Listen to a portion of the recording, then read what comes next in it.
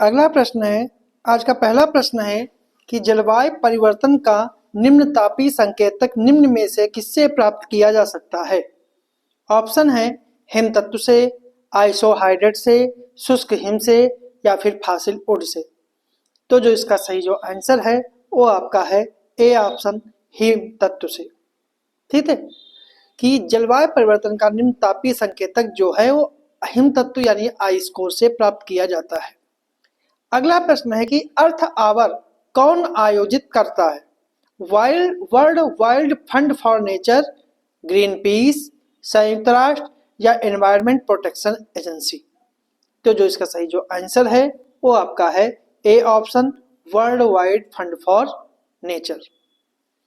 अगला प्रश्न है कि हरित जलवायु कोष बनाने का निर्णय निम्न में से किस सम्मेलन में किया गया था?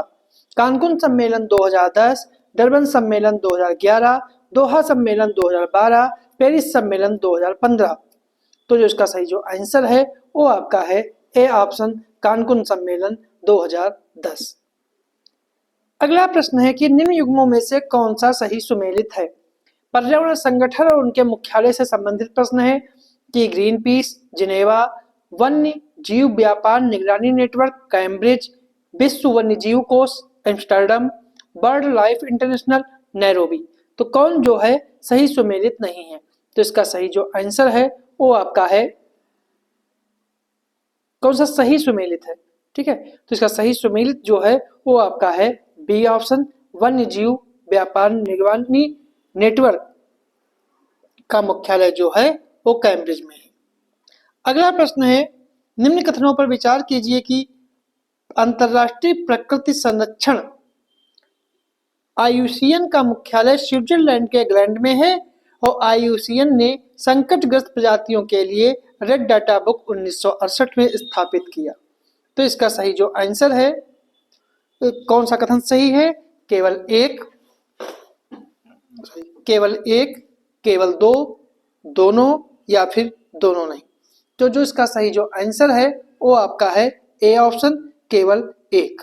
पहला सही है, दूसरा जो है वो गलत है, क्योंकि आईयूसीएन ने संकटग्रस्त प्रजातियों के लिए रेड डाटा बुक का प्रारंभ जो है वो 1968 नहीं 1964 से किया है। अगला प्रश्न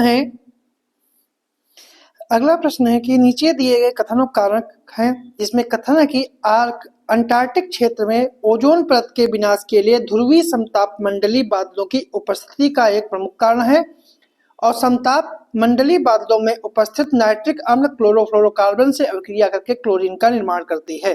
तो कौन सा कथन जो है वो सही है? तो इसका सही जो आंसर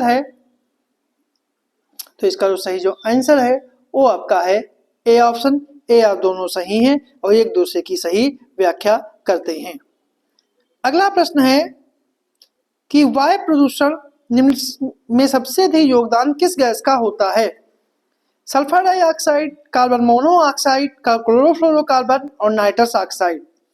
तो जो इसका सही जो आंसर है वो आपका है बी ऑप्शन, कार्बन मोनोऑक्साइड। वायु प्रदूषण में सबसे ज्यादा योगदान कार्बन मोनोऑक्साइड का है। सभी वायु प्रदूषकों में यह लगभग 50% भाग का प्रतिनिधित्व करती है और इसी को तमघोटू गैस भी कहते हैं।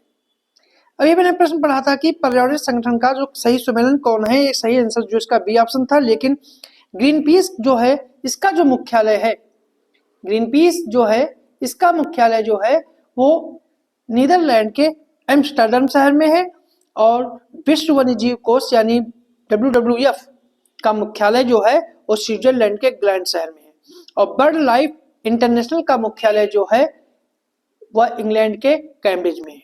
ठीक है, अगला प्रश्न है कि निम्नलिखित कथनों पर विचार कीजिए कि इनोज एक पोर्टेबल उपकरण है जो दुर्गंध की सांद्रता और दुर्गंध की तीव्रता को मापता है और इसका विकास नागपुर स्थित राष्ट्रीय पर्यावरण अभियांत्रिकी अनुसंधान संस्थान तथा प्रगति संगठन विकास केंद्र द्वारा संयुक्त रूप से किया गया है। तो कौन सा कथन सही है? केवल एक, केवल दो, दोनों या फिर दोनों नहीं। जो इसका सही आंसर है वो आपका है सी ऑप्शन, इसके दोनों कथन जो हैं वो पूर्णतया सही हैं। अगला प्रश्न है, कि ऑक्सीजन की वह मात्रा जो सामान्य ताप पर किसी जल के 1 लीटर भाग को 5 दिन में सूक्ष्मजीवी के उपापचयी क्रिया के लिए आवश्यक होती है, उसे कहते हैं रासायनिक ऑक्सीजन मांग, घुलित ऑक्सीजन, जैविक ऑक्सीजन या फिर इनमें से कोई नहीं। इसका सही जो आंसर है वो आपका है सी ऑप्शन, जैविक ऑक्सीजन मांग यानी BOD। अगला प्रश्न है कि प्लास्टिक को जलाने पर निम्न में से कौन सी गैस निकलती है? कार्बन मोनोऑक्साइड, फुरांस, डाइऑक्सिन या हाइड्रोजन साइनाइड। तो जो इसका कोड का चुनना है 1-3, 1-3-4, 1-2-4 या फिर 1-2-3-4। जो इसका सही जो आंसर है वो आपका है डी ऑप्शन, 1-2-3-4। मतलब चारों गैसें जो हैं वो प्लास्टिक जलाने पर निकलती हैं। अगला प्रश्न है कि निम्नलिखित में से कौन सा सही सुमेलित नहीं है? धूल का प्रकार और उससे होने वाला रोग, सिलिका, सिलिकोसिस, गन्ने की धूल, सीडोरोसिस, कपास की धूल, बिस्नोसिस, कोयला धूलकण, एंथ्रेकोसिस। तो जो इसका सही जो आंसर है वो आपका है बी ऑप्शन, गन्ने की धूल। तो गन्ने की धूल से सीडोरोसिस रोग नहीं होता है, गन्ने की धूल से बेगासोसिस रोग होता है। बाकी जो हैं वो अन्य सही सुमेलित है। अगला जो प्रश्न है कि निम्नलिखित कथनों विचार कीजिए कि समताप मंडल में ओजोन के स्तर को प्राकृतिक रूप से नाइट्रोजन डाइऑक्साइड द्वारा विनियमित किया जाता है और ओजोन परत की सबसे ज्यादा मोटाई वर्षा ऋतु में होती है। तो कौन सा कथन सही है? केवल एक, केवल दो, दोनों या फिर दोनों नहीं। जो इसका सही जो आंसर है वो आपका है ए ऑप्शन, केवल एक। पहला सही है, दूसरा गलत है, क्योंकि समताप मंडल में ओजोन के स्तर को प्राकृतिक रूप से नाइट्रोजन ऑक्साइड द्वारा विनियमित किया जाता है। ठीक है, और ओजोन परत की मोटाई मौसम के हिसाब से बदलती रहती है। वर्षा ऋतु में इसकी मोटाई सबसे कम होती है, जबकि वसंत ऋतु में इसकी मोटाई जो है वो सबसे ज्यादा होती है। अगला प्रश्न है कि क्लोरोफ्लोरोकार्बन जो प्रमुख ओजोन आवश्यक पदार्थ है का उपयोग किन किन में होता है? एयर कंडीशनर के शीतकारक के रूप में, एरोसॉल कैन में, दाबकारी एजेंट के रूप में, ट्यूबलेस टायर के निर्माण में या दाबीकर प्रसाधन के निर्माण में। तो कौन सा कोड के आधार पर सही है? 1-2-3-4, 1-2-3, 1 और 4 या फिर 1-2-4। तो जो इसका सही जो आंसर है वो आपका है डी ऑप्शन, 1-2-4। पहला, दूसरा और चौथा। ट्यूबलेस टायरों में क्लोरोफ्लोरोकार्बन का प्रयोग नहीं किया जाता है। इसका प्रयोग जो है CFC का रेफ्रिजरेटर में, एयर कंडीशनर में, स्प्रे में, फोम के निर्माण में और दाबीकर प्रसाधन के रूप में किया जाता है।